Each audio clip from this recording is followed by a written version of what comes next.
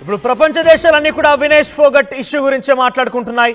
వినేష్ ఫోగట్ నిన్న Tokyo Olympics gold medal సాధించినటువంటి సుసాకి పైన గెలుపొందిన తర్వాత రాత్రికి రాత్రే 2 కేజీల బరువు ఏ రకంగా పెరిగింది.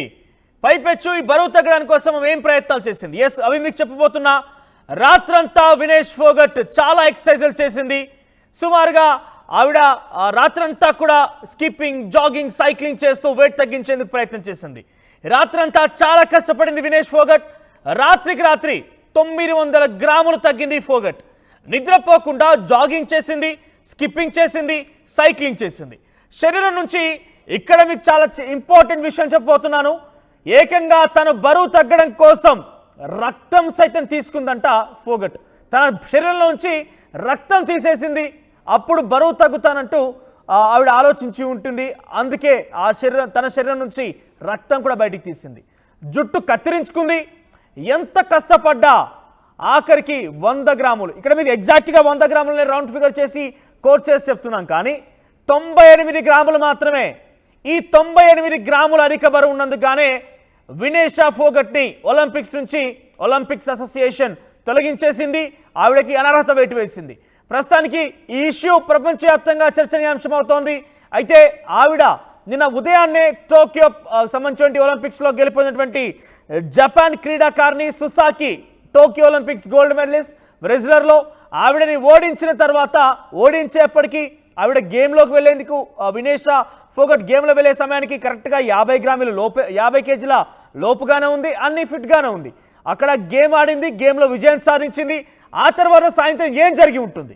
ఉన్న పలంగా ఈ కేజీ 2 కేజీల వరకు సుమారుగా ఆవిడ వెయిట్ ఎలా గెయిన్ కాగలిగింది? ఎందుకంటే చాలా రెస్ట్రిక్షన్స్ మధ్య, గైడ్లైన్స్ మధ్య, చాలా కండిషన్స్ మధ్య వాళ్ళు ఫుడ్ తీసుకుంటూ ఉంటారు. చాలా రకాలుగా వాళ్ళ క్యాల్కులేషన్స్, అంటే ఒక ఫుడ్ మనం తీసుకుంటున్నామంటే దానికి ఎంత ప్రోటీన్స్ ఉంటాయి, ఎంత కార్బోహైడ్రేట్స్ ఉంటాయి, మనం వెయిట్ గెయిన్ ఎంత అవుతాం, లూజ్ ఎంత అవుతాం, ఈ రకంగా ప్రతిదీ కూడా క్యాల్కులేటివ్గానే స్పోర్ట్స్ పర్సనాలిటీస్ ఇట్లాంటి వాళ్ళందరూ కూడా ఫుడ్ తీసుకుంటూ ఉంటారు. మరి రాత్రి ఏం జరిగి ఉంటుందో ఏమో, కానీ సుమారుగా 2 కేజీల బరువు అయితే పెరిగిందట. ఆ తర్వాత కఠోరమైనటువంటి ఎక్సర్సైజులు, స్విమ్మింగ్, స్కిప్పింగ్, జాగింగ్, ఈ రకంగా అన్ని ఎక్సర్సైజులు చేయడమే కాకుండా తన శరీరంలోంచి తానే రక్తం కూడా తీసుకుందంట. రక్తం తీసుకొని వెయిట్ తగ్గించుకోవచ్చని వినేష్ ఫోగట్ ఆలోచన చేసిందట. రక్తం తీసుకుంటుందట. ఆ తర్వాత మీరు గమనిస్తే ముందు రోజు ఆడిన గేమ్కి నెక్స్ట్ తాను రెడీ అవుతున్నటువంటి గేమ్కి మధ్య మీరు రైట్ సైడ్ బాక్స్లో చూస్తున్నారు.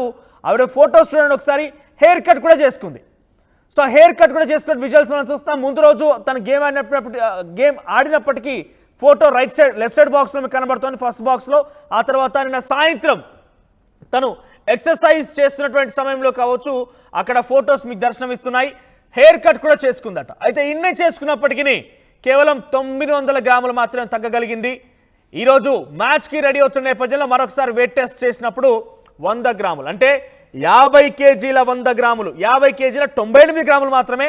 ఈ 98 గ్రాములు పూర్తిగా రౌండ్ ఫిగర్గా 100 గ్రాములు అదనంగా ఉన్నందుకే తనపై అనర్హత వేటు వేసింది ప్యారిస్ ఒలింపిక్స్.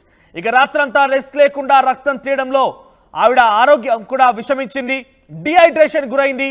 ప్రస్తుతం ఆసుపత్రిలో ఫోగట్ చికిత్స పొందుతోంది. మంగళవారం రాత్రి నిర్ణీత 50 కేజీల బరువు కన్నా 2 కేజీల అదనంగా ఆవిడ ఉండడంతో రిస్క్ చేసింది ఈ ఫోగట్. సో మొత్తం మీద వినేష్ ఫోగట్ అనర్హత గురైనటువంటి విషయం మనం చూసాం. అయితే ఇక్కడ అందరినీ ఆశ్చర్యానికి గురి చేస్తున్న ఒక మాట, ఒక ప్రశ్న ఏంటనంటే, రాత్రికి రాత్రే ఏ రకంగా 2 కేజీలు పెరిగింది? నిన్న ఉదయం ఆవిడ జపాన్ క్రీడాకారిణి సుసాకిపై గెలుపొందడంతో ఇక స్వర్ణం ఖాయమే. స్వర్ణం లేదా silver, gold or silver is guarantee అన్నట్టుగా మనం భావించాం. తప్పకుండా గోల్డ్, కంపల్సరిగా గోల్డ్ మెడల్ సాధిస్తున్నట్టు కూడా అందరూ కూడా ఆశించారు. పెద్ద ఎత్తున హర్షధ్వానాలు మనం విన్నాం. పెద్ద ఎత్తున వినేష్ ఫోగట్ పై చర్చ జరిగింది కూడా భారతదేశ వ్యాప్తంగా. అందరం కూడా సంతోషించాం, గర్వంగా ఫీల్ అయ్యాం. కానీ ఈరోజు చూస్తే అనర్హత వేటుకు గురైంది. మరి రాత్రికి రాత్రి 2 కేజీల వెయిట్ ఏ రకంగా పెరిగింది? ప్రతిదీ కూడా క్యాలిక్యులేటివ్గా వాళ్ళు తీసుకునేటువంటి ఫుడ్లో ఏ రకంగా వెయిట్ గెయిన్ ఉంటుంది, ఏ రకంగా కార్బోహైడ్రేట్స్, ప్రోటీన్స్, అన్ని రకాలుగా అన్ని పక్కాగా లెక్కల ప్రకారంగా వాళ్ళు తీసుకుంటూ ఉంటారు. సో చాలా వరకు కఠోరమైనటువంటి ఎక్సర్సైజ్ చేస్తూ ఉంటారు. చాలా కఠోరమైనటువంటి డైట్ కూడా ఫాలో అవుతూ ఉంటారు. మరి ఏం ఆహారం తిందో ఏందో తెలియదు, కానీ సాయంత్రానికల్లా 2 కేజీల బరువు పెరిగింది. సో సాయంత్రం తనకు తాను పరీక్షించుకున్నప్పుడు 2 కేజీలు అదనంగా వచ్చిందట. ఆ తర్వాత చాలా ఎక్సర్సైజ్ చేయడం స్టార్ట్ చేసింది. స్కిప్పింగ్, జాగింగ్, రన్నింగ్ అన్నీ చేసింది. అయినప్పటికీ వెయిట్ తగ్గకపోవడంతో ఇక ఏం చేసేది లేక తన శరీరంలో నుంచి తానే, ఎవరు కూడా ఇటువంటి సాహసం చేసి ఉండరు, ఎవరు కూడా చేయబోరు కూడా, చేయకూడదు కూడా. డెఫినెట్గా ఇది మన ఆరోగ్యానికి, మన యొక్క పూర్తి జీవితానికే ప్రమాదకరమైన అంశం. ఎందుకంటే తనకు తానే బ్లడ్ తీసుకోవడం ఏంటండి ఇది? తనకు తానే బ్లడ్ తీసుకొని తనకు తానే హెయిర్ కట్ చేసుకొని వెయిట్ తగ్గేందుకు ప్రయత్నం చేసిందట. సుమారుగా ఇవన్నీ తీసుకున్న తర్వాత కూడా 900 గ్రాములు మాత్రమే తగ్గిందట. మరొక 100 గ్రాములు ఆవిడ నిజంగానే అన్ని చేసినప్పటికీ అదనంగా వచ్చింది. ఒకవేళ అది కూడా ఇన్ని సాహసాలు చేసి ఇన్ని ప్రయత్నాలు చేసినప్పటికీ ఆ ఒక్క 100 గ్రాములే కనుక ఓవర్ వెయిట్ కనుక లేకపోయి ఉంటే ఈరోజు మనం ఈ వార్తగా చెప్పుకోవాల్సింది.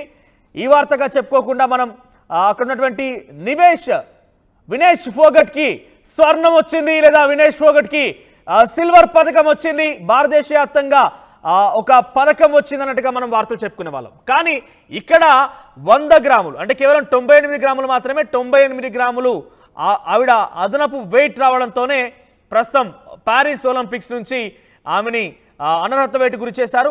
సో ఈ విషయంపై భారత ప్రభుత్వం కూడా ఐఓఏకి అంటే ఇంటర్నేషనల్ ఒలింపిక్స్ అసోసియేషన్ కూడా కొంత వాళ్ళు విజ్ఞప్తి చేసే అవకాశం కనబడుతోంది. ఒక రకంగా ప్రొటెస్ట్ చేయాలంటే కూడా వాళ్ళు మాట్లాడుకుంటున్నారు. ఇక ఇండియన్ రెజ్లర్స్ సంబంధించి వారు కూడా కొంత ఆందోళన కలిగిస్తున్నారు. వాళ్ళు కూడా చాలా ఆవేదన వ్యక్తం చేస్తున్నారు.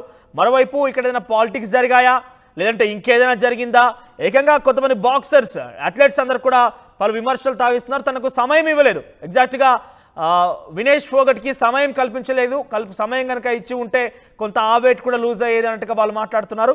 సో ఏదేమైనా కూడా India for the first time, నాకు తెలిసినంత వరకు to my knowledge, for the first time ఒక అథ్లెట్, ఒక స్పోర్ట్స్ పర్సనాలిటీ చివరి వరకు మరొక క్షణం కనుక ఆ వెయిట్ కనుక తగ్గి ఉంటే, ఆ ఒక్క క్షణంలో కనుక ఏదైనా కొన్ని మార్పులు కనుక సంభవించి ఉంటే కనుక ఈరోజు వినేష్ ఫోగట్ భారతదేశానికి ఒక స్వర్ణం లేదా ఒక సిల్వర్ ఏదో ఒకటి మాత్రం కైవసం చేసుకుని ఉండేది. సో ప్రస్తుతానికి వినేష్ ఫోగట్ విషయం ఏకంగా భారతదేశంలోనే కాదు, ప్రపంచ దేశాల్లో కూడా ఈరోజు మాట్లాడుకుంటున్న పరిస్థితి. ఒక 100 గ్రాముల బరువు ఎంత ప్రభావాన్ని చూపిస్తుంది అనేది ఒక దేశమే ఈరోజు ఆందోళన కలిగించే విధంగా నిరాశ గురయ్యి ఏకంగా దుఃఖిస్తోంది కొంతమంది స్పోర్ట్స్ పర్సనాలిటీస్ అన్నప్పుడు డెఫినెట్గా దాని ప్రభావం ఎంతుందో అర్థమవుతోంది. ఇక చాలా వరకు కూడా కఠోరమైనటువంటి సాధనలు చేసింది. రాత్రి హెయిర్ కట్ చేసుకోవడం, స్విమ్మింగ్ చేయడం, జాగింగ్ చేయడం, రన్నింగ్ చేయడం, రాత్రంతా ఇదే రకమైన పనులు చేయడం కారణంగా డీహైడ్రేషన్ గురైంది. ప్రస్తుతం ప్యారిస్లోనే ఒక హాస్పిటల్లో అడ్మిట్ అయింది వినేష్ ఫోగట్. ప్రస్తుతం ఆవిడ డాక్టర్ల కనుసైగల్లో కొంత అనారోగ్య పరిస్థితి గురైన నేపథ్యంలోనే అక్కడ తనకి పరీక్షలు చేస్తున్నారు, తనకి కొంత అక్కడ ట్రీట్మెంట్ ఇస్తున్నట్టు కనబడుతోంది. సో మొత్తం మీద ప్యారిస్ ఒలింపిక్స్ నుంచి వినేష్ ఫోగట్ ఫైనల్స్కి వెళ్ళినప్పటికీ అక్కడ అనర్హత వేటు కారణంగా వెనుదిరిగిపోయింది.